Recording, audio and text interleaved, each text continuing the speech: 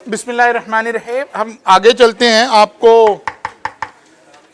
मैंने क्योंकि extensively examples आपके साथ डिस्कस कर ली हैं क्लास में पढ़ाते हुए, तो पिछली 3-4 स्लाइड के अंदर अलग अलग वही सारी बातें छोटी छोटी एग्जांपल्स बनी हुई नज़र आएंगी।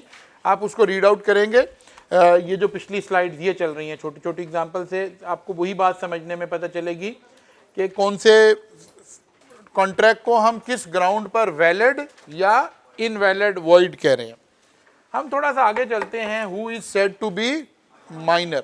माइनर के टॉपिक को थोड़ा सा टेकअप करते हैं क्योंकि यहाँ से 3 टॉपिक हैं जिन्होंने डिटेल में आगे चलना है। तो एक उनमें से आ गया minor. Person who is under the age of majority. एक जर्नल डेफिनेशन क्या है? A person who is under the age of majority. जो मेजर की एज से कम एज वाला बच्चा है, बंदा है, वो क्या कहलाया? माइनर कहलाया। माइनर। फिर आ गया कि माइनर 2 तरह के हो सकते हैं। 21 year where the guardian of a minor person और property is appointed by the court of law under guardian and wards act 1890। ये कानून है जिसके तहत वही वाला सर्कमस्टांसेस मैंने कल आपको थोड़ा सा बताया था कि खुदा ना खास्ता किसी बच्चे के पेरेंट्स की डेथ हो गई है तो कोर्ट एक गार्डियन अपॉइंट कर देता है। किसके लिए? बच्चे की तरबियत के लिए, बच्चे की देखभाल के लिए। और बाद मरतबा बच्चे के नाम पे कोई जायदाद है तो उस जायदाद की टेक केयर किसने करनी है? तो एक एक्ट है, पुराना एक्ट है 1890 का, उसके तहत गार्डियन अपॉइंट कर दिया जाए। ऐसा माइनर जिसके गार्डियन अपॉइंट कर दिए जाए वो मेजर कब होगा? 18 ईयर की बजाय 21 ईयर में जाकर होगा। ठीक होगी ना बात? और बाकी तमाम लोग 18 year in the other cases. Normal circumstances में कोई भी ऐसा माइनर जिसके गार्डियन अपॉइंटेड नहीं है वो सब मेजर कब हो जाएंगे? 18 ईयर पर हो जाएंगे। इसका मतलब है जनरली क्या हुआ? 18 ईयर। और स्पेशल केसेस में, क्योंकि ये तो एक स्पेशल सिनेरियो है ना किसी से रिलेटेड, इस सिनेरियो के अंदर क्या हो गई? 21 ईयर हो गई। अब जब तक एग्जामिनर ये बात नहीं बताएगा, माइनर का मतलब हमेशा अंडर 18 कहलाएगा, क्योंकि ये जनरल बात है और वो स्पेसिफिक बात है। स्पेसिफिक तो जब अप्लाई होगी जब स्पेसिफिक सिनेरियो होगा। अगर किसी खाली एक बच्चे की बात की जा रही हो तो हमने देखना है कि उसकी उम्र 18 साल या उससे ज़्यादा है तो मेजर है, अदरवाइज माइनर हो गया। अच्छा जी, इसके बाद लॉ जिन चीज़ों को हमें समझाना चाह रहा है माइनर के केस में, उसके लिए हम फिर एक स्टोरी बनाएंगे ताकि वहाँ से हम सारे कॉन्सेप्ट्स को मेंटली रिटेन कर सकें और कभी एग्ज़ाम में किसी सिनेरियो में किसी केस लॉ में हम फंस जाएं तो हमें ये स्टोरी याद आएगी, तो खुद ही हमें डायरेक्शन मिल जाएगी कि क्या करना है।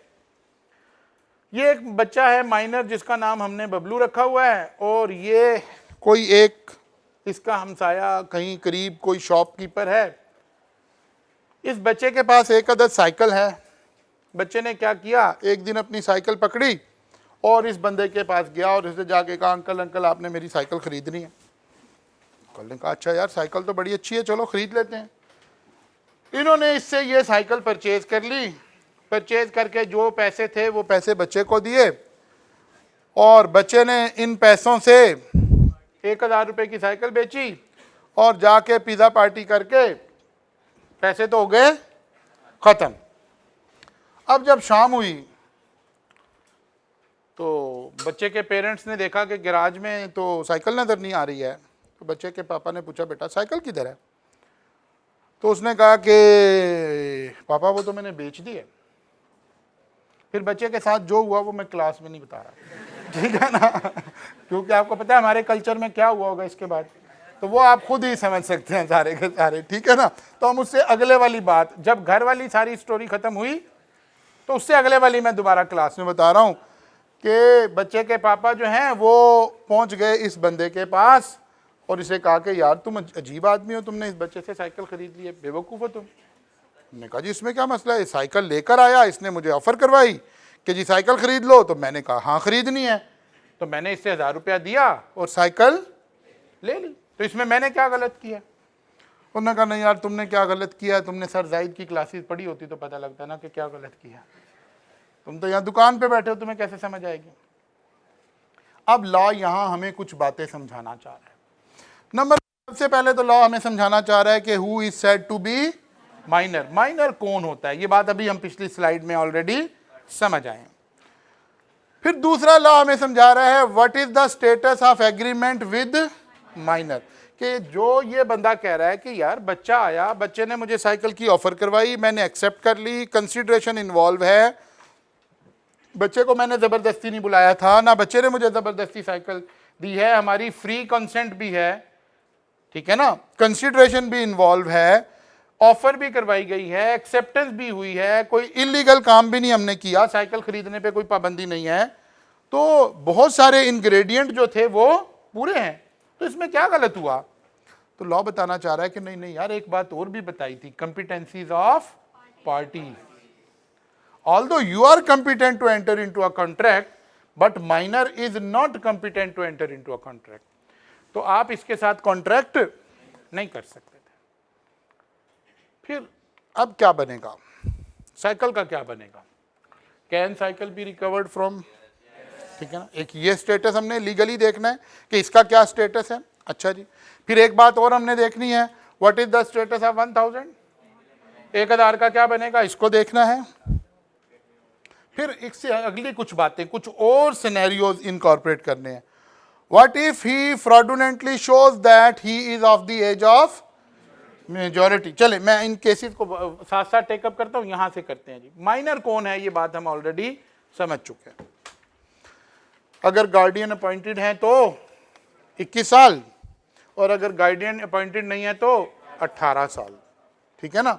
अगर गार्डियन अपॉइंटेड है तो 21 साल की एज में बंदा, ये बच्चा मेजर होगा, अदरवाइज 18 साल की जैसी एज होगी तो ये कंपिटेंट टू कॉन्ट्रैक्ट हो जाएगा। What is the status of agreement with minor? An agreement with minor is void एब इनिशियो, क्योंकि ये तो कंपिटेंट ही नहीं है। वॉइड एब इनिशियो को हमने समझ लिया था इस टर्म को कि भाई फ्रॉम दी बिगिनिंग, जब कॉन्ट्रैक्ट कर रहे थे उस वक्त ही ये बात ठीक नहीं थी, उस वक्त ही कॉन्ट्रैक्ट ठीक नहीं था। An agreement against minor is void एब initio and can not B enforced by law. ये बड़ी अहम बात लिखी हुई है, लिखा हुआ है an agreement against minor is void. असल में जो एक जनरल सेइंग है ना, an agreement with minor is void एब इनिशियो, ये आम जुमला है, सबसे ज्यादा बोले जाने वाला लॉ में जुमला है, लेकिन ये कंप्रीहेंसिव जुमला नहीं है, पूरी बात नहीं कर रहा, ये आधा सच बयान कर रहा है, बल्कि गलत तरह का सच बयान कर रहा है। असल सच क्या है? An agreement against minor is void, यानी इन दो लोगों के दरमियान में जो एग्रीमेंट तो हुआ है ना, कॉन्ट्रैक्ट नहीं हुआ, एग्रीमेंट तो हुआ है ना। एग्रीमेंट और कॉन्ट्रैक्ट में तो हम फर्क समझ गए।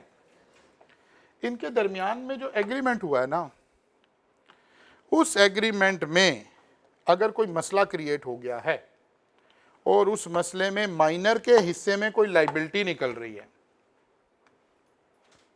तो लॉ कहता है कि ये तो कॉन्ट्रैक्ट ही वॉइड एब इनिशियो है।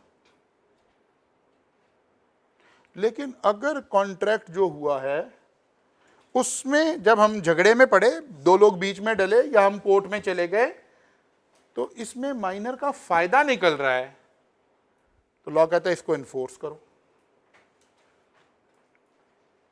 तवज्जो से सुने मैं क्या कह रहा हूं। अगर माइनर को इस ट्रांजैक्शन से कोई फायदा पहुंचेगा तो लॉ कहता है ये कॉन्ट्रैक्ट ठीक है, इसको एनफोर्स करें।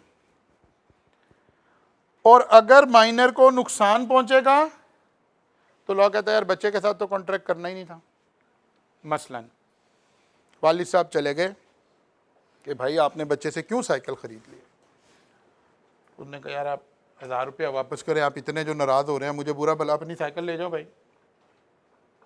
लॉ कह रहे नहीं, पैसे किसने वापस करने हैं? बच्चे ने। लॉ कहते नहीं, पैसे नहीं वापस मिलने। बच्चे के अगेंस्ट जो बात जाएगी वहां कॉन्ट्रैक्ट क्या हो जाएगा? वॉइड एब इनिशियो हो जाएगा। अब जरा इस बात को दूसरी तरह समझें।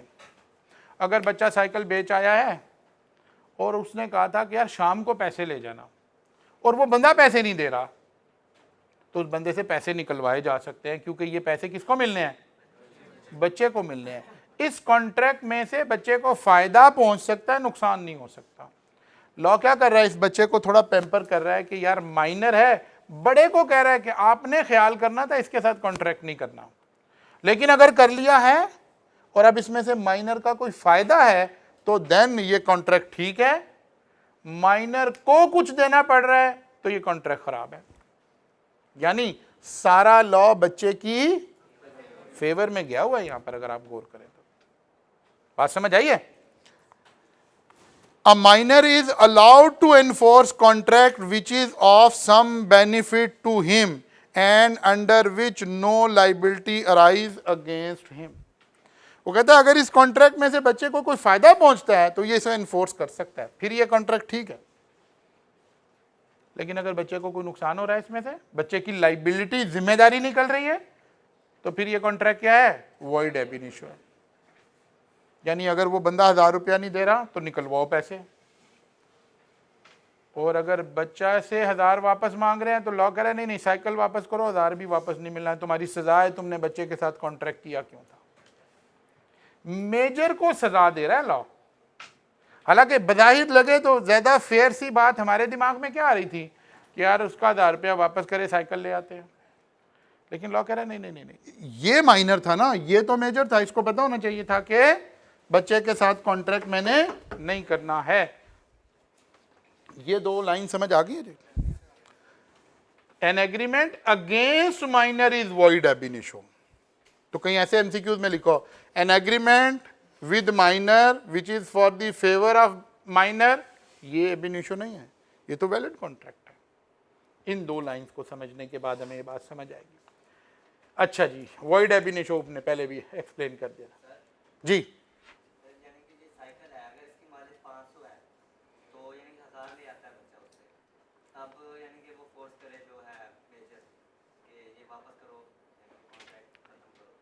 नहीं मैं देता हूँ, मैं आप इस सवाल का भी जवाब देता हूँ। पहले ज़रा एक छोटी सी बात और कर लें, फिर मैं उसमें बिल्ट इन करता हूँ। Can cycle be recovered from uncle?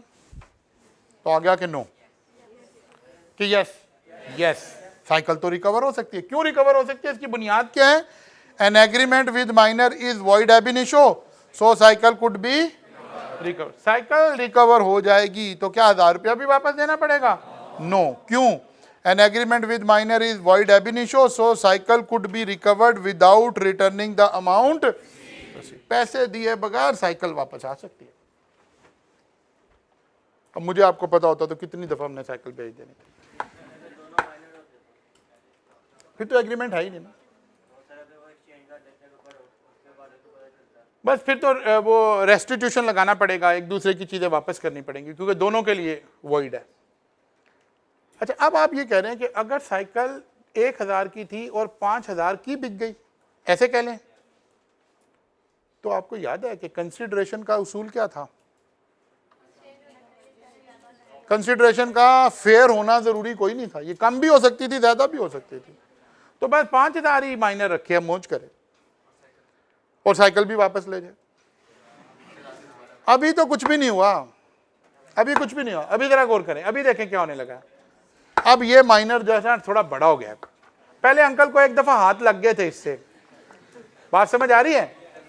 Uncle को एक दफा हाथ लग गए थे। कैसे? साइकिल भी गई, 1000 रुपया भी गया।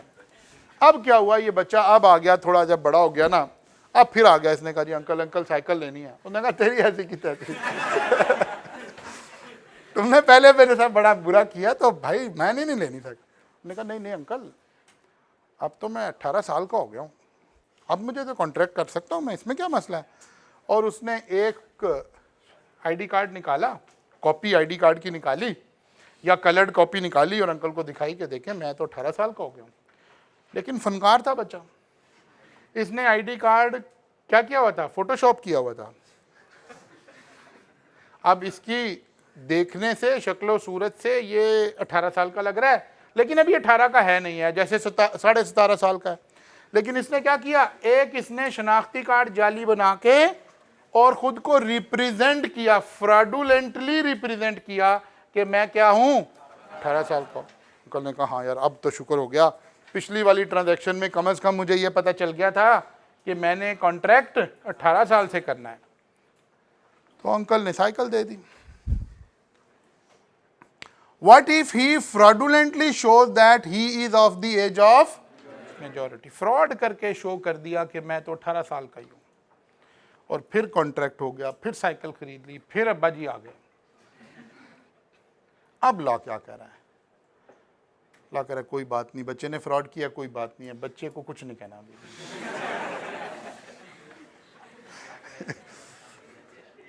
वो कहता बच्चे की कोई बात नहीं, अभी फिर साइकिल भी वापस, पैसे भी नहीं मिलने। Where a minor represent fraudulently or otherwise that he is of the age of majority and induce other to enter into a contract with him, even then he will not be liable. Law कह रहा है कि असल में major की जिम्मेदारी है कि वो ध्यान से काम करे, माइनर की अभी भी कोई जिम्मेदारी नहीं। बात समझ आ गई? तो अगर माइनर फ्रॉड करके फ्रॉडुलेंटली अपने आप को मेजर रिप्रेजेंट करे, तब भी लॉ कह रहा है कि मेजर की जिम्मेदारी है, उसको कहता कि यार ओरिजिनल शनाख्ती कार्ड दिखाओ, मैं कॉपी नहीं देखूंगा। ये तसल्ली करे, ये बड़ा वाला आदमी तसल्ली करे, ना कि बच्चे की जिम्मेदारी। लॉ ने फिर बच्चे को पैम्पर किया और इस ट्रांजैक्शन से फिर निकाल लिया। क्लियर होगी बात जी? जी नहीं, जब लड़ाई होगी ना, जब लड़ाई होगी, अब मसलन ये बच्चा साइकिल पैसे ले गया है और साइकिल नहीं दे रहा, तो लॉ क्या कह रहा है? कह रहा ठीक ही कर गया। क्योंकि अगर इसे एनफोर्स करें तो बच्चे से साइकिल निकलवा के दें, वो कहते बच्चे से तो हमने कुछ ना पैसे निकलवाने ना साइकिल निकलवाने। मैं बता रहा हूँ ना, बहुत लेट पढ़ा रहा है ये आई कैप आपको, ये 7वीं 8वीं क्लास के बच्चों को पढ़ाना चाहिए। अच्छा जी, तो कुछ बात समझ आई है कि नहीं समझ आई जी? अगेंस्ट का मतलब है माइनर से पैसे लेने हैं या कोई चीज लेनी है, ठीक है ना? तो फिर क्या बन जाएगा? ये वॉइड हो जाएगा, ये बात है। अच्छा जी, वापस आए, वापस आ जाए, वापस आ जाए। अब एक और सिनेरियो, एक देखे मैंने नीचे एक लफ्ज लिखा है, rule of estoppel does not apply to minor. एक कानून का एक उसूल है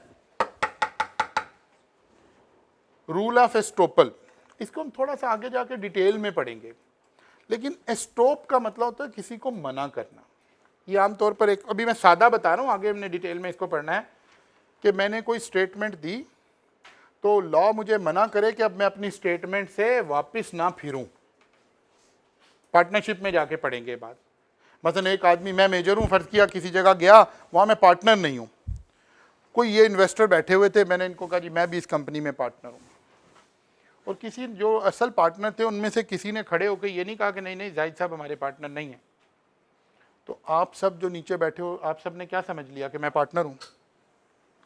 रूल ऑफ एस्टोपल कहता है बस अब मैं पार्टनर ही हूं, अब मैं कल को कोई बंदा लाइबिलिटी लेकर आए तो मैं कहूँ यार मैं थोड़े पार्टनर हूँ, मैं तो मजाक कर रहा था। कहते नहीं नहीं, अब मजाक नहीं चलेगा, अब फंस गए हो तुम यहाँ पे। इसको क्या कहते हैं? रूल ऑफ, यानी अपनी स्टेटमेंट से यू टर्न नहीं लेना, इसको कहते हैं रूल ऑफ एस्टोपल, कि जो बात आपने कहीं स्टेटमेंट दी है उस पर खड़ा रहना है। यहां ये लाइन क्यों लिखी है? क्योंकि इस बच्चे ने आगे एक स्टेटमेंट दी थी कि मैं तो मेजर हूं। अब आम कानून का उसूल क्या है कि जब एक बंदा कह रहा है मैं मेजर हूं तो हमें कहना चाहिए चल भैया पुत्र आ जा, तू तो मेजर ही है। लेकिन वो कह रहा है नहीं नहीं यार ये बच्चा है, इसके ऊपर हमने रूल ऑफ एस्टोपल नहीं लगाना। बात समझ आई है? Rule of estoppel does not apply to minor. एक और कानून है, उसके लिए लफ्ज हम इस्तेमाल करते हैं रेस्टिट्यूशन। क्या करते हैं? रेस्टिट्यूशन। उस कानून का एक बुनियादी उसूल है कि अगर दो लोगों के दरमियान में किसी कॉन्ट्रैक्ट में लड़ाई हो जाए, लड़ाई का मतलब है कोई इख्तलाफ क्रिएट हो गया, तो एक हमारे पास उसूल है मोटा सा कि यार दोनों लोगों को कॉन्ट्रैक्ट को ख़त्म कर दो और दोनों लोगों को इनकी पहले वाली कंडीशन पर वापस ले जाओ। मसलन दो लोगों के दरमियान किसी गाड़ी का कॉन्ट्रैक्ट हो रहा था, उसने 10 लाख रुपए एडवांस दिया, तय हुआ हफ्ते बाद गाड़ी देंगे, इसके दरमियान इनके दरमियान में कोई इख्तलाफ हो गया, तो अब उसूल क्या कहता है कि अगर कॉन्ट्रैक्ट ख़त्म करना है तो क्या करें, इसके 10 लाख इसको वापस दें, और अगर उसने इसे गाड़ी दी हुई है तो ये गाड़ी वापस दे दे। इसको क्या कहते हैं, रेस्टिट्यूशन। चीज़ों को वापस अपनी पहले वाली कंडीशन पर वापस ले जाएं, ठीक है ना। माइनर के ऊपर रेस्टिट्यूशन भी हमने अप्लाई नहीं किया। कब होना क्या चाहिए था, रेस्टिट्यूशन का उसूल कर रहा था यार आप 1000 रुपया वापस करे, वो साइकिल वापस कर दे, लेकिन लॉ कह रहा नहीं नहीं, बच्चे से पैसे हमने वापस नहीं लेने, रेस्टिट्यूशन का उसूल भी बच्चे पर नहीं लगाना। बात समझ आ गई। अभी एक सादा बात की है, थोड़ा सा इसे कॉम्प्लेक्स भी करना है हमने। अच्छा जी, अब एक कहानी और हो गई। अगर बच्चा किसी बड़े के साथ गया है कॉन्ट्रैक्ट सेल करने, उसका बड़ा भाई भी साथ था, बच्चा भी साथ था, तो जाहिर है एक मेजर हो गया। अब ये कॉन्ट्रैक्ट लॉ कह रहा है कि इन दो के दरमियान तस्वुर होगा, बच्चा इसमें इन्वॉल्व अभी भी नहीं होगा, क्योंकि एक मेजर मिल गया है। ठीक होगी ना बात। Okay, if a minor enter into an agreement jointly with a major person, if a minor enter into an agreement jointly with major person, then such agreement can be enforced against major person who has jointly promised to perform. वो कहता है कि अब ये ना कहे जाके मसलन कोई पैसे देने पड़ गए तो कहे जी आधे पैसे वो देगा आधे मैं दूंगा, उन्हें सारे यही देगा। लाने बच्चे को फिर साइड पे कर लिया। बात समझ आ गई कि अगर कोई मेजर और माइनर ज्वाइंटली एग्रीमेंट कर रहे हैं और हो सकता है उन्होंने बाद में पैसे आधे आधे कर लिए हों और बाद में कोई प्रॉब्लम आई और चीज़ वापस करनी पड़ गई, तो सारे पैसे ये देगा, माइनर से पैसे फिर दोबारा वापस नहीं लिए जाएंगे। बात क्लियर हो गई जी। अच्छा जी, can minor file a suit, file a suit का मतलब है अदालत में चले जाना, केस फाइल कर देना। Can minor file a suit if payment not received against cycle? Yes. क्यों?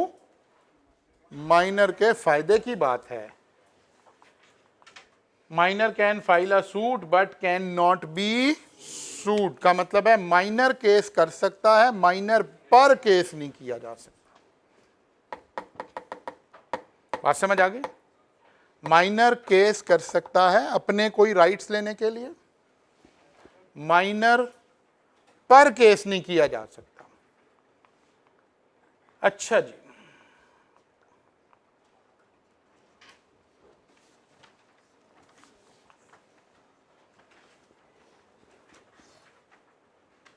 ये हमने ये वाली बात यहां लिखी हुई है हमने, जाहिर आप जब सिलेबस सारा खत्म कर लेंगे तो कंसोलिडेट हमने ये बात हम पार्टनरशिप में पढ़ते हैं कि अगर फर्ज कर लें ये 3 लोग पार्टनर थे, असलम, अकरम एंड आसिम, इनमें से किसी एक शख्स की डेथ हो गई और उसका जो बच्चा है वो भी माइनर है, क्या बच्चे को हम पार्टनरशिप में एंटर कर सकते हैं? ठीक है ना, क्या बच्चे को पार्टनरशिप में एंटर कर सकते हैं? तो यहां एक बात लिखी हुई है कि yes, minor can be admitted for the benefit of partnership with the consent of all। बाकी 2 पार्टनर बचे, उनकी कंसेंट का मतलब होता है रजामंदी से, उन दोनों की रजामंदी से। मसलन अगर 5 पार्टनर थे, एक की डेथ हो गई तो बाकी कितने बच गए? तो चारों एग्री करें कि यार जो पार्टनर हमारे की डेथ हो गई है हम इसके बच्चे को पार्टनरशिप में ले लेते हैं, लेकिन किस मकसद के लिए?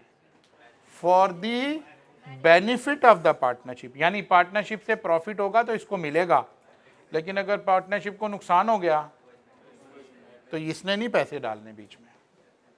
ठीक है ना, लेकिन ये वाली बात पार्टनरशिप लॉ में जरा डिटेल में जाकर पढ़ेंगे। He can not be a partner until he attain, यानी ये पार्टनर नहीं कहलाएगा बल्कि कहलाया जाएगा partner for the benefit of partnership, यानी पार्टनरशिप से इसे पैसे आ सकते हैं, पार्टनरशिप इससे पैसे ले नहीं सकती। यहां इसलिए लिख दिया कि चले माइनर का जिक्र हो रहा है तो सारी बातें एक जगह पर आ जाए, लेकिन इस टॉपिक की जो अप्रोप्रिएट जगह हमारे सिलेबस में है वो कहां है? पार्टनरशिप एक्ट के अंदर है। अभी तो हम कॉन्ट्रैक्ट एक्ट पढ़ रहे हैं। अच्छा जी, वो कहते हैं जी आसिम जो है वो कराची में रहता है और एक बच्चा अली लाहौर में रहता है। आसिम ने कहा, Asim appoint Ali as his agent for selling his product in Lahore. कह रहे यार एक बंदा, ये कौन है?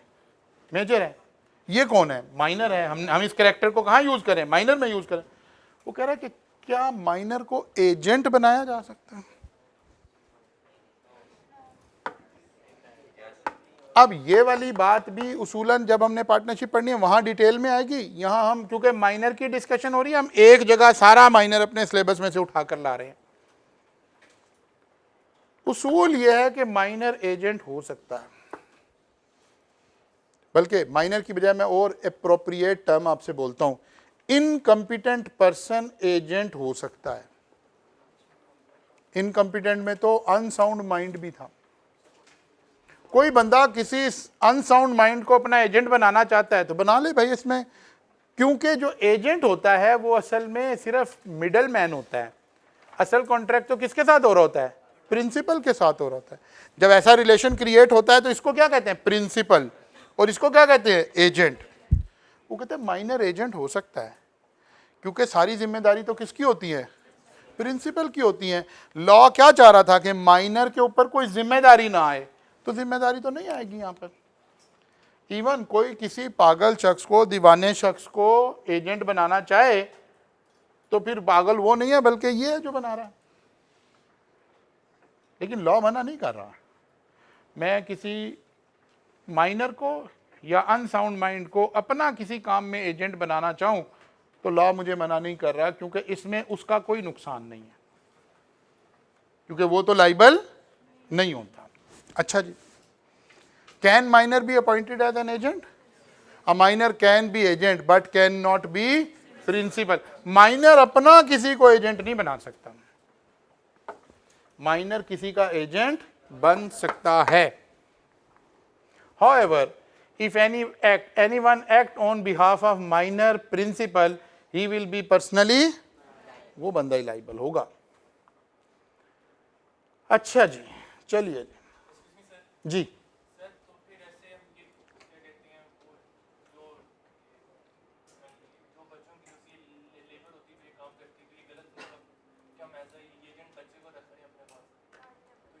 नहीं, वो चाइल्ड लेबर वाला फिर वही कल वाली बात पर जरा वापस आए। There are different laws in the country, ठीक है ना। जो चाइल्ड प्रोटेक्शन एक्ट है वो प्रोटेक्ट करेगा, वो आके कहेगा कि नहीं नहीं भाई कॉन्ट्रैक्ट एक्ट कह रहा है ना, उसे कहने दो, मैंने काम नहीं करने देना बच्चे को। नहीं नहीं रख सकते, इस लॉ में रख सकते हैं ना। ये लॉ तो यही कहेगा कि रख सकते हैं। दूसरा, क्योंकि इसमें चाइल्ड लेबर का मतलब होता है, लेबर का कोई और मीनिंग है। मसलन मैंने एक बच्चे को अपना एजेंट रखा कि यार आप ज़रा ना मेरे लिए काम किया करें, मेरी ब्रांडिंग किया करें, फलां काम किया। अब इसमें बच्चे को कुछ भी नहीं करना पड़ रहा, तो कहीं लॉ को एतराज़ है इस तरह बच्चे पे काम करवाने पे? नहीं। लेबर एक ख़ास है। बच्चा फैक्ट्री में काम ना करे, बच्चा घरों में काम ना करे, लेकिन बच्चा फेसबुक पे कोई पोस्टें लगा देता है। बात समझ आ रही है? ये मुराद हुआ। इसलिए जब लॉ बन रहा होता है ना, लॉ असल में जिस तरह हम सोच रहे हैं इससे ज्यादा बड़े विजन से बनता है। इसीलिए आसान बात ऐसे है, इसका एक स्टूडेंट लेवल पर जवाब देने के लिए एक आसान तरीका यह है कि यार इस लॉ को कोई एतराज नहीं है, किसी और लॉ को एतराज होगा तो वो रोक लेगा। जैसे कोई बच्चा मुझे बाहर मिले कि सर मैं आपकी क्लास, मेरे 2 लेक्चर मिस थे, मैं पढ़ लूँ क्लास? आपको यार पढ़ लो। लेकिन जो फिल्टर वाला बच्चा खड़ा होगा वो अपने हिसाब से देख रहा होगा कि मैंने इस बच्चे को जाने देना है। हाँ मुझे कोई इतराज़ नहीं यार, बच्चा आ जाओ, हाँ चलो मुझे कहना पड़ेगा, मैं उसे भी कह दूंगा यार चलो आ जाओ इस बच्चे को क्लास पढ़ लेने दो। लेकिन 2 अलग अलग बातें हो गई। बात समझ आ रही है ना? अच्छा जी, ओके। अब एक बात और, माइनर का जिक्र हो रहा है। Necessity is supply to minor who is incapable enter into contract. बस यहां खत्म कर देंगे आज, क्योंकि अंसारी साहब ने मेरे 3 बजे का टाइम है उनका। ओके, अब जरा बात सुने, क्या बात हो रही है। लॉ अब क्या कह रहा है, ये बच्चा कहीं गुम गया खुदा ना खास्ता, और इसके पेरेंट्स नहीं मिल रहे, इन साहब को ये बच्चा मिला है। अब ये इस बच्चे को नेसेसिटीज ऑफ लाइफ प्रोवाइड कर रहे हैं, खाना पीना कपड़ा कोई तालीम, और पैसे खर्च हो रहे हैं इसके ऊपर।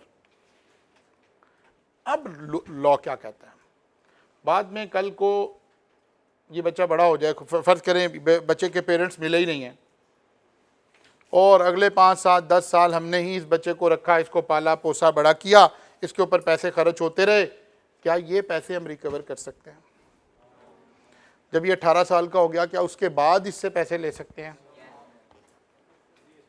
ये वाली साइड इस वक्त हम डिस्कस करने लगे हैं, ठीक है ना। Necessities supply to minor who is incapable to enter into a contract, जिसको लॉ कहता है अभी आपने कॉन्ट्रैक्ट नहीं करना। वो कहता है पहली बात है जिसका हम जिक्र कर रहे हैं, दैट मस्ट बी नेसेसिटीज, जरूरियाते जिंदगी, other things are not covered. अब नेसेसिटीज जो है ना, ये असल में उस वक़्त की कंडीशन पर डिपेंडेंट होती हैं। मसलन इस बच्चे को कपड़े चाहिए, अगर कपड़े अवेलेबल नहीं हैं तो कपड़े ख़रीद कर देना नेसेसिटीज़ ऑफ लाइफ कहलाएगा। लेकिन मैंने क्या किया, इसे 24 शर्टें और 24 पैंटें और 24 शूज़ ख़रीद कर दे दिए, तो लॉ कहता है कि नहीं नहीं नहीं नहीं, ये नेसेसिटीज़ नहीं है। कभी मैंने खुद ज़िंदगी में एक ही दफ़ा में 24 शर्टें खरीदी हैं या अपने बच्चों को ख़रीद के दी हैं? नहीं। वो कहता है नहीं नहीं, नेसेसिटीज़ थी 1 2 3, जो एक नॉर्मल इंसान की ज़रूरियात थी। ज़रूरियात ज़िंदगी तक की चीज़ें मैं इसको प्रोवाइड करूँ, अभी ज़रा सुन लीजिएगा पहले पूरी कहानी। ज़रूरियात ज़िंदगी तक की चीज़ें इसको प्रोवाइड करूँ, अगर उससे अगली चीज़ें प्रोवाइड कर रहा हूँ तो लॉ कह रहा है जो भी मैं उसूल बताऊँगा ना, ये उसमें फॉल नहीं करेंगी। It must be necessities. Number 2, person not liable personally, यानी ये बच्चा पर्सनली लाइबल नहीं है। क्या मतलब? इसने पैसे नहीं देने, ना अब देने, ना ये इसको हम कह सकते हैं कि चलो अब बड़े हो गए हो तो कमा के हमें दे दो, बड़े होके भी नहीं देने इसने पैसे। इस बच्चे ने कोई पैसे नहीं देने। वो कहते हैं भाई आपने कोई नेकी करनी है ना तो इसका अजर अल्लाह से लेना, इस बच्चे ने पैसे कोई नहीं देने आपको। बात समझ आइए? मैं कहता हूँ तूफानी बच्चा है तुम शैतानी कह रहे हो खाली इनने सारे आज तक के आपके कॉन्सेप्ट हिला के रख दिए, ऐसे नहीं है? अच्छा जी, ये नहीं कहा जाएगा कि खुद कमा कर दो, बड़े होने के बाद भी नहीं कहा जाएगा। डन हो गई? अच्छा जी, आगे चलते हैं, आगे चलते हैं। वो कहते हैं फिर पैसे कहां से मिलेंगे? तवज्जो करें जरा, तवज्जो करें। वो कहता है पैसे कहाँ से मिलेंगे? कहता है पैसे का एक जरिया हो सकता है, या तो इस बच्चे के वाली वारिस मिल जाए, वो पैसे दे देंगे, ठीक है ना, या इस बच्चे के नाम पर कोई जायदाद हो तो उस जायदाद में से पैसे लिए जा सकते हैं। इसको कहते हैं state of the minor person. बच्चे के नाम जो जायदाद हो उसको क्या कहते हैं? स्टेट ऑफ द, देखें, entitled to be reimburse from the property of such person, यानी माइनर के नाम पर अगर कोई जायदाद है, कोई एसेट्स हैं, उनको बेचकर पैसे निकलवाए जा सकते हैं आज बाद में कभी भी। माइनर के नाम मसला हो सकता है ना, माइनर जो है इसके ये बेचारा अकेली औलाद थी और खुदा ना खास्ता किसी एक्सीडेंट में इसके दोनों पेरेंट्स की डेथ हो गई, तो जो पेरेंट्स की जायदाद थी उसका वारिस कौन है? यही है ना, इसके नाम जायदाद हुई उस मेजर बनने के बाद, ठीक है ना। या अब क्योंकि गार्डियन अपॉइंट हो जाएंगे ना जब कोई भी नहीं रहा तो फिर गार्डियन उस जायदाद में से पैसे दे सकते हैं। अभी जरा पूरी कहानी सुने। लेकिन वो कह रहे हैं एक खास और एक बड़ा मसला खराब है। क्या खराब है? वो कहते हैं सिर्फ रीजनेबल प्राइस देनी है, और दूसरी बात सिर्फ नेसेसिटीज की प्राइस देनी है। वो जो 24 शर्टें खरीद के दी थी उनके 24 के पैसे नहीं मिलेंगे। नेसेसिटीज 2, 3, 4 होंगी, अदालत उस वक्त डिफाइन कर देगा कि यार इस बच्चे की ये नेसेसिटीज थी। अब यहाँ ना एक मैं जुमला बोलने लगा हूँ जो शायद बोलने में इतना डिसेंट नहीं है, लेकिन क्योंकि मुझे कॉन्सेप्ट एक्सप्लेन करना है तो मैं ज़रा एग्जाम्पल में वो चीज़ें ऐड करने लगा हूँ। बोलने में वो कोई बड़ी अच्छी बात नहीं है। मुझे इस बच्चे को जो चीज़ें प्रोवाइड करनी हैं वो इस बच्चे के फाइनेंशियल स्टेटस को देख के करनी है। जो मेरा फाइनेंशियल स्टेटस है उसको देख कर नहीं करनी। जरा बात सुने मैं क्या कह रहा हूं। इस बच्चे को देखकर इसके फाइनेंशियल स्टेटस का अंदाजा हो रहा है, तो इसको मैंने वैसी चीजें खरीद कर देनी है, वैसा खिलाना है, वैसा पिलाना है, वहां तक के पैसे तो मुझे मिल जाएंगे। लेकिन जो मेरा रहन सहन है, मसलन खुदा ना खास्ता ये बच्चा किसी गरीब का था तो ये तो बेचारा रोटी खा रहा था, दाल खा रहा था, चाय पराठा खा रहा था। अब मैं इसे पिज़्ज़े खिला रहा हूँ, बर्गर खिला रहा हूँ, इसे हार्डीज़ ले जा रहा हूँ, इसे बाकी जगह ले जा रहा हूँ, तो लॉ कहता है यार इसकी जायदाद में से सारे पैसे नहीं हमने देने, माइनर ही की हिफाजत कर रहा है लॉ। क्या कह रहा है? नहीं, जो इस बच्चे का फाइनेंशियल स्टेटस था वैसे खाने का जितना खर्चा है वो आपको मिल जाएगा। हाँ, आपने इसको बहुत अच्छा खिलाया, इसका अजर आपको आखिरत में मिलेगा। बात समझ आई है? और अगर ये बच्चा किसी अच्छी फैमिली का है तो लॉ कह रहा है मैं इसके स्टेटस के मुताबिक इसे खिलाऊं। ये तो अच्छी भली फैमिली का रहा, जॉगर शॉगर पहने में ट्रेंडी सा बच्चा है, ठीक है ना। तो लॉ कह रहा है इस अगर ये वाला बच्चा है तो इसे बर्गर भी खिलाएं, पिज़्ज़े भी खिलाएं, सारा कुछ खिलाएं। बात समझ आ रही? देख रहा है मेरी तरफ? कह रहा है मेरी फेवर की बातें कर रहा है बंदा, ठीक है ना। और ये बच्चा बड़ा खराब है, साइकिल भी बेच के आया था ना।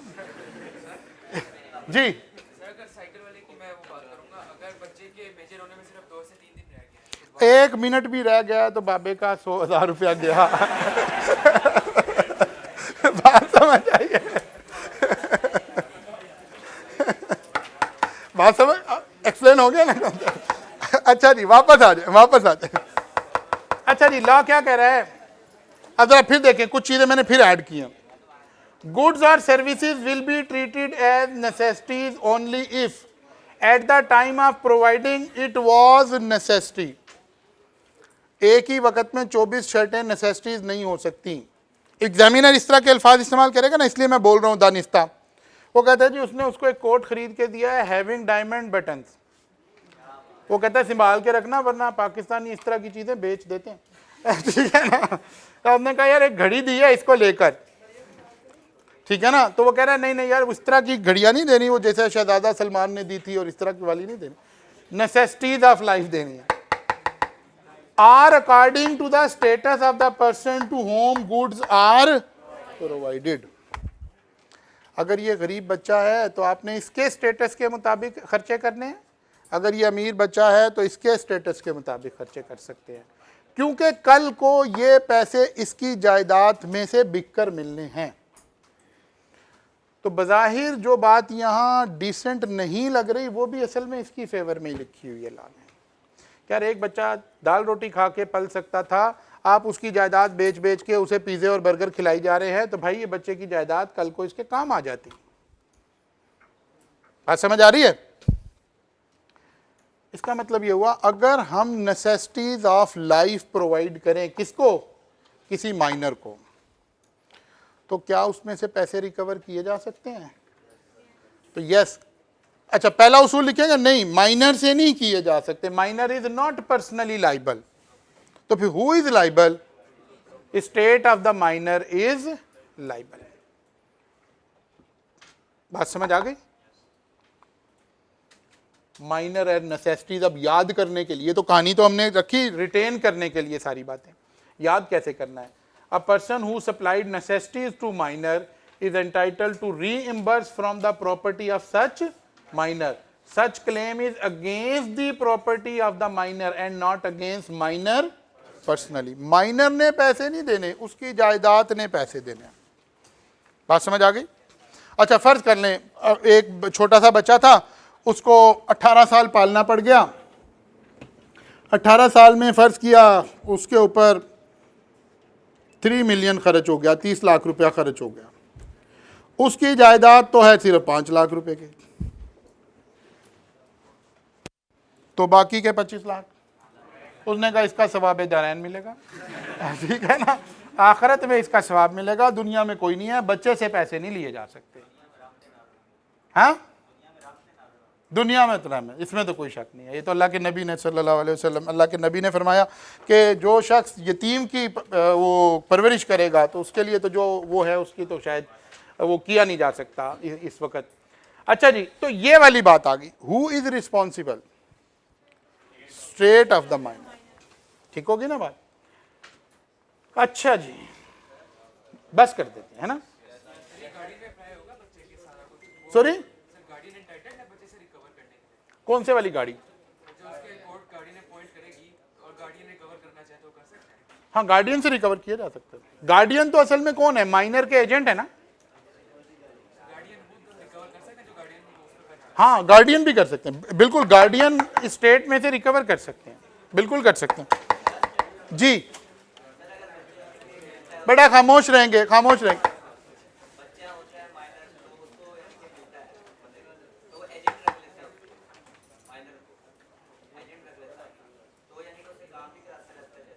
नहीं, कहा यहाँ एजेंट से मुराद फिजिकल लेबर नहीं है, वो उस बच्चे वाला सवाल आ जाएगा। फिजिकल लेबर के लिए अलग मुल्क में कवानीन मौजूद हैं। जैसे अगर आजकल के दौर में अगर आप यहाँ शहरों में कोई माइनर 18 साल से कम उम्र का बच्चा घर में मुलाजिम रख ले और चाइल्ड प्रोटेक्शन एक्ट वालों को पता चल जाए तो वो घर वालों को उठा के ले जाते हैं शहरों के अंदर। ठीक है ना, वो लॉ खुद को खुद इन्फोर्स करेगा। हम पढ़ रहे हैं कि कॉन्ट्रैक्ट एक्ट को कोई एतराज़ है।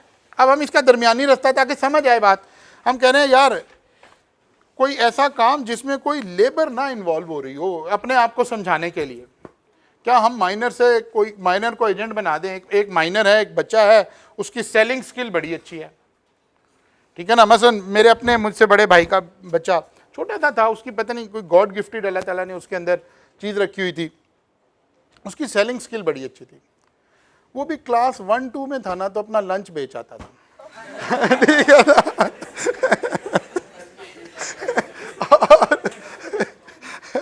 और फिर जैसे जैसे बड़ा होता गया तो उसको ना टॉयज़ बनाने का, ये इस तरह की चीज़ें बनाने का शौक़ था।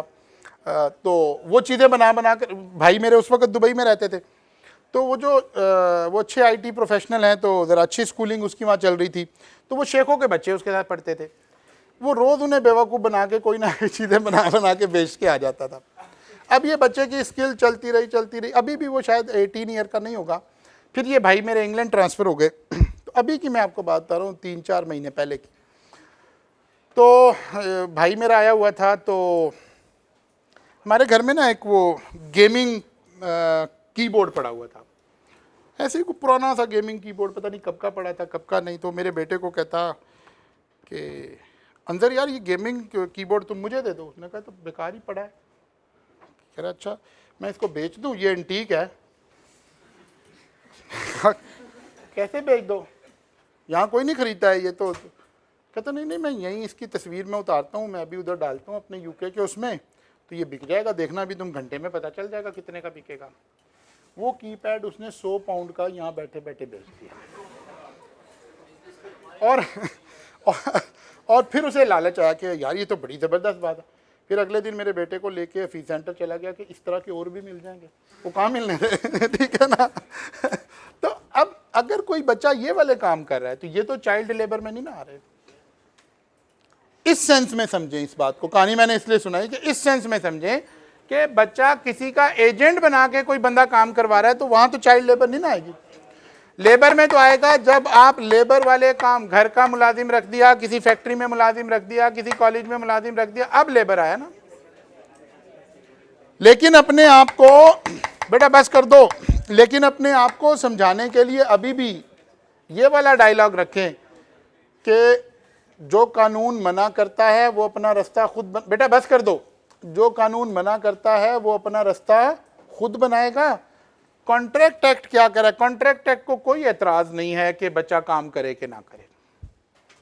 कॉन्ट्रैक्ट एक्ट के मुताबिक आप बच्चे से चाइल्ड लेबर का भी कॉन्ट्रैक्ट कर रहे हैं एज ए एजेंट, तो कॉन्ट्रैक्ट एक्ट को कोई एतराज़ नहीं है। जिस एक्ट को एतराज़ होगा वो अपना रास्ता खुद बना लेगा। कल की इनकम टैक्स वाली एग्जांपल को ध्यान में रखें। बात क्लियर हुई? कल इंशाल्लाह आएंगे तो यहां से आगे चलेंगे। हाँ जी, कल हमारा टेस्ट भी होगा क्लास में, ठीक है।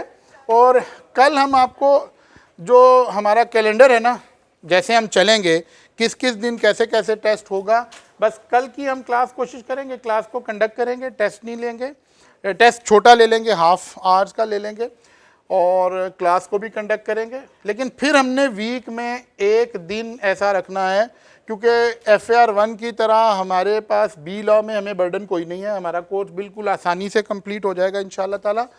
हम कोई एक दिन रखेंगे जिस दिन आपकी 1.5 आवर जो हमारा क्लास का टाइम है उसमें हम टेस्ट लिया करेंगे, ताकि आपको लिखना आए।